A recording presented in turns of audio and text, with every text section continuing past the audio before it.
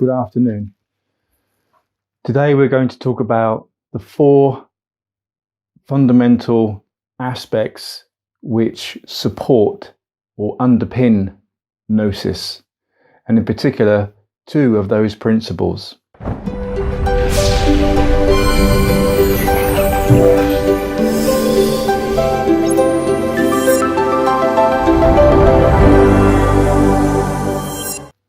But first we need to talk about the meaning of the word gnosis. Gnosis in itself as a word derives or was first coined by the ancient Greeks.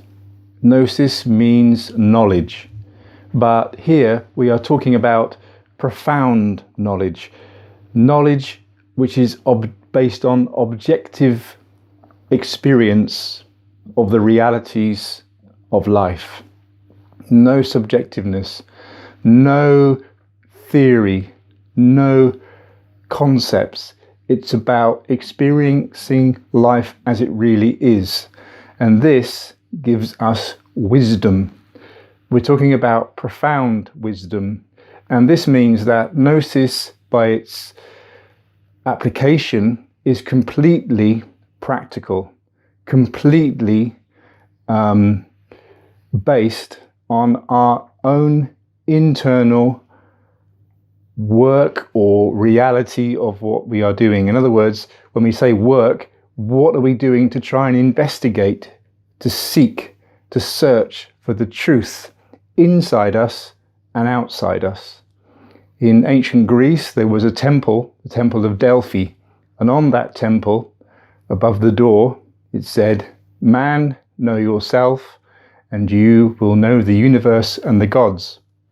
In other words, we have to start to investigate and then to know ourselves. If we know ourselves, then we will be able to understand everything else that's going on around us, start to understand life, start to gain wisdom, this wisdom being gnosis. Gnosis itself is, as I mentioned, supported by 4 underlying principles, 2 of which are art and science. As far as art is concerned, we're talking about the way in which we as human beings are provoked, nourished, stimulated, orientated by art that we see. There's very famous art in terms of pictures, which we've all seen, but there's also sculpture, poetry, singing, dancing, all those aspects of art. But fundamentally, the way or the place in which we live our lives is within nature. Nature in itself has its own art. We look at the beauty, we look at the serenity, the harmony and the peace of nature. For example, a sunset, we might feel inspired, which is very nourishing for us internally.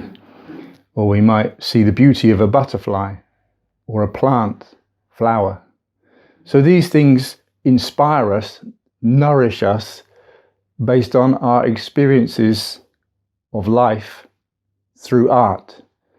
Gnosis gives us the understanding and wisdom to be able to appreciate and discern what that knowledge is which we are gaining through art. Another underpinning aspect of gnosis is science.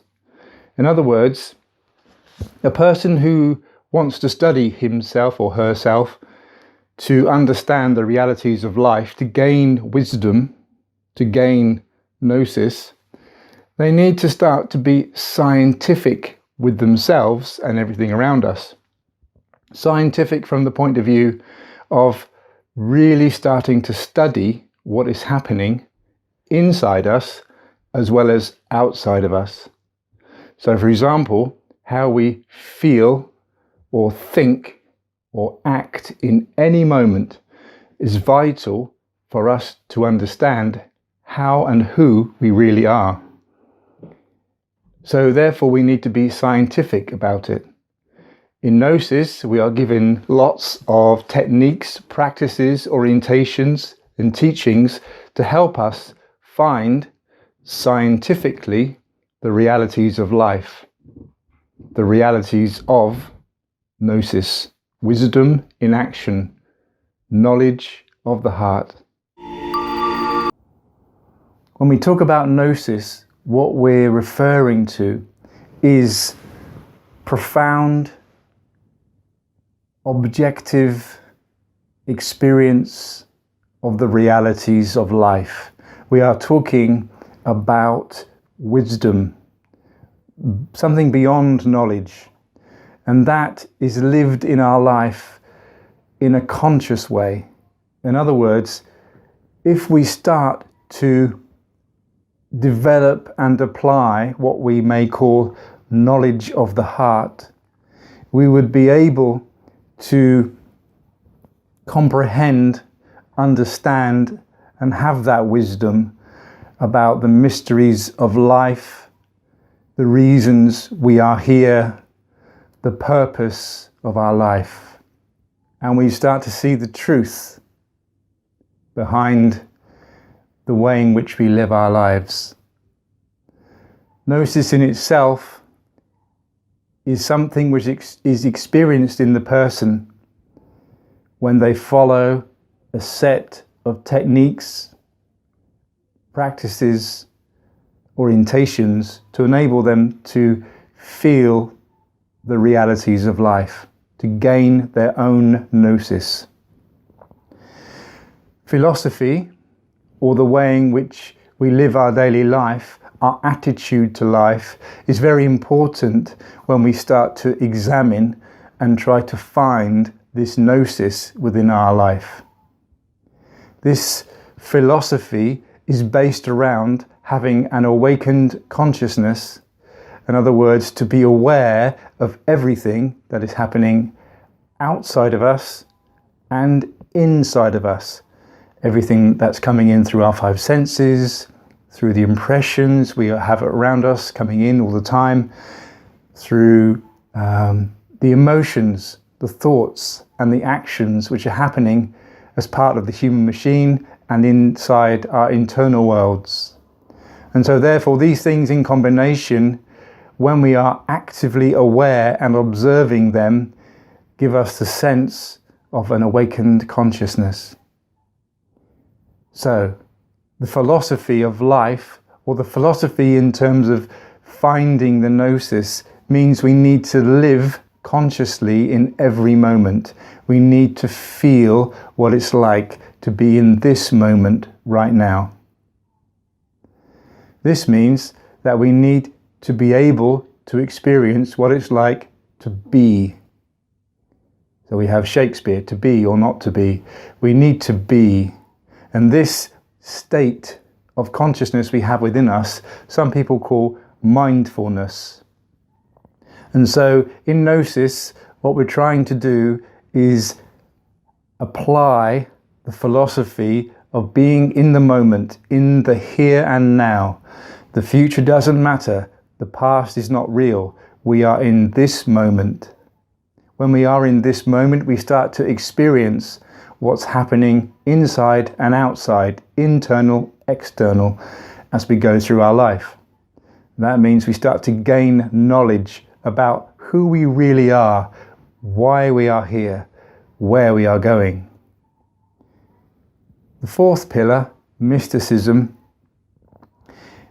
or you could say religion, is where, as we begin to apply the techniques to discern and to start to find out our own gnosis, we start to realize that we have an inner aspect.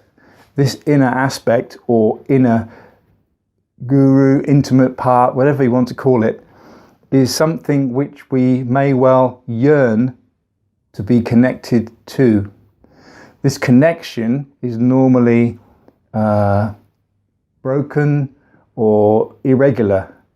So the word religion comes from the Latin religare, has a roots in the meaning to rejoin. Yoga, as another example, is to reunite. That's from the Sanskrit.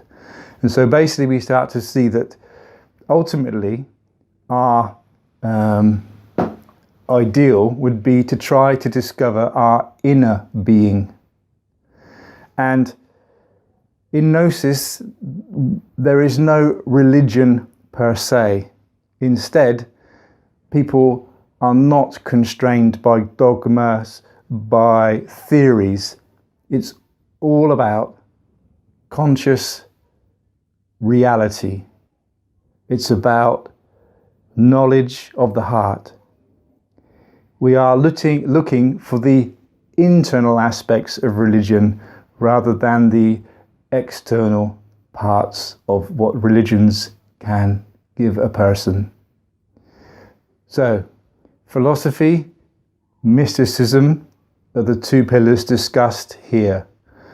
The other two pillars are art and science. Those four pillars in combination enable us to discover, through practical application of a series of techniques and methods, our own gnosis. When we start to gain our own gnosis, it is something real within us. No one can take it away. It is beyond a concept. It is beyond an idea. It is. That is gnosis. Thank you.